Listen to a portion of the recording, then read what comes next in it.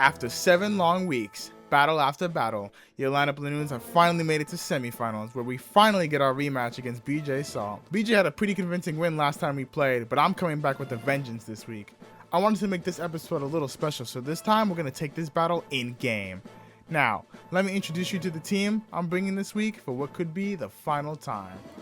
First up is my very first pick of the draft and leader of the team, Sneasler. This week we're running a more supportive set with Taunt and Fake Out to help out my other Mon setup. Of course I still have Dire Claw to threaten Whimsicott and spread with potential random effects throughout the entire team. I'm running Terra Dark to bluff Throat Chop and to avoid any random psychic moves. Next up is my strongest Mon into his entire team, Goldingo. After one nasty plot, it can deal a lot of damage across the board, and it can always one-hit KO Chandelier with its Shadow Ball. Terra Fairy keeps me safe from a lot of moves he wants to go for, and I have Protector Scout for whatever move he wants to lock himself into. Armor Rouge is my main answer to his Chandelier and Salamence, running the same set I brought last week, with Terra Grass, Power Hood, Meteor Beam. I have Armor Cannon to hit Whimsicott and any potential Terra steals, and Flash Fire keeps me safe from Chandelier's Heat Waves. My Indeedee set's a little different this time, as I'm running Psychic Seed to hopefully survive a special attack and set up Trick Room. I also have Terra Fairy, Dazzling Gleam to hit Salamence and Grimmsnarl, as well as any possible Terra Dragons. Scraggy is the main support this week, running its signature Eviolite item and max special defense. Intimidate can lower Rillaboom's attack, and Fake Out keeps my team safe for one turn.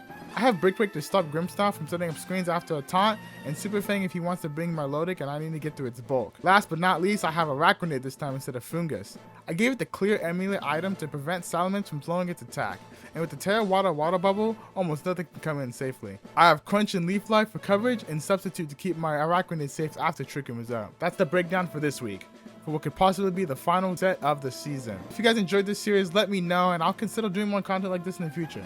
Without further ado, let's jump into Game 1. Game 1 starts with BJ leading off with Salamence and Rillaboom, as I send in Sneasler and Goldingo, and Intimidate lowers my attacks. Now my Sneasler is threatening a Dire Claw and the Rillaboom, but he's threatening a Fake Out, and I don't know if the Salamence is a physical or special attacker yet, so I play defensive, sending in Scraggy and protecting Goldingo as he goes for Fake Out and reveals Fire Blast, meaning it's most likely Choice Spec's special attack. Now I have Fake Out active on my side to protect my Goldingo, but he calls it, switching Salamence out for Chandelier instead.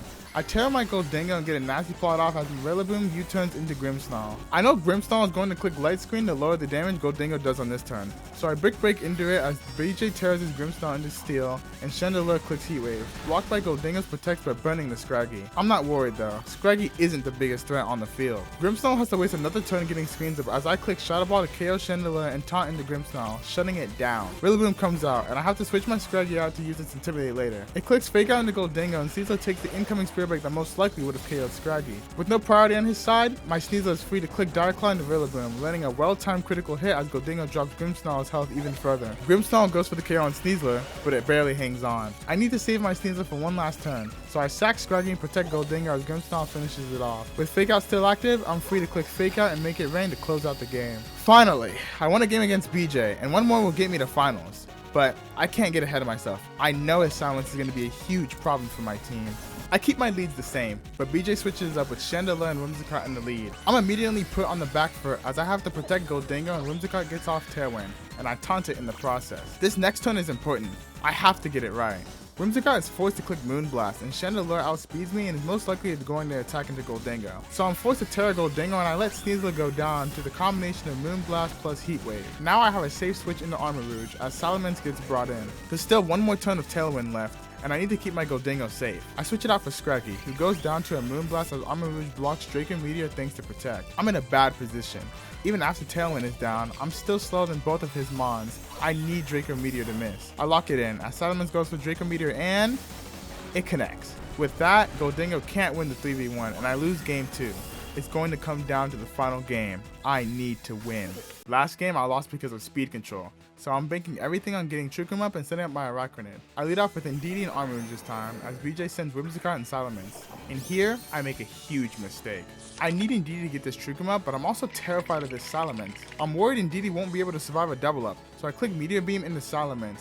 but as the turn starts, I realize my mistake. Whimsicott starts up Tailwind and Salamence clicks Draco Meteor into Armor Rouge, scoring a one-hit KO. I got Trick Room up, but this game just became a lot harder. I'm forced to send in Arachnid, and Salamence switches out the following turn into Grimmsnarl. Whimsicott protects itself as Arachnid gets a substitute off, and Indeedee goes for Dazzling Gleam. With Indeedee done with its job, I switch it out to my Goldingo in the back. Grimmsnarl gets to set up a light screen as Arachnid takes a KO. Whimsicott goes for Moonblast into the sub, and I'm shocked to see it break. I only have 2 more turns of Trick Room, and 2 turns to win this game. If I don't KO the Salamence here, this game is over. Salamence tears into the Dragon type, and Whimsicott protects itself as I go for Liquidation plus Make It Rain, but it barely misses out on the KO. As Salamence launches another Draco Meteor to KO my Arachnid. I have to send in Indeedee as Salamence switches into Chandelier, and I finally KO Whimsicott with the combination of Expanding Force plus Make It Rain. Salamence is forced backed out.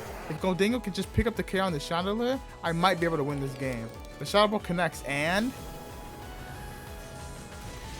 it doesn't KO, sealing my fate. Draco Meteor lands one last time into Indeedee, and Chandelier launches a Shadow Ball of its own to my Goldingo, closing the set. It's a bummer. I really wanted to win this game, and losing this way somehow felt even worse than I thought possible. But that's competitive Pokemon for you, and I'm glad I made it this far. I got to bring so many people into VGC, and it's been an absolute blast watching everyone battle each other and bring the most out of their favorite Pokemon. I might be out, but there's still 2 more sets to watch, and I'll be sure to watch until the very end. Thank you for watching.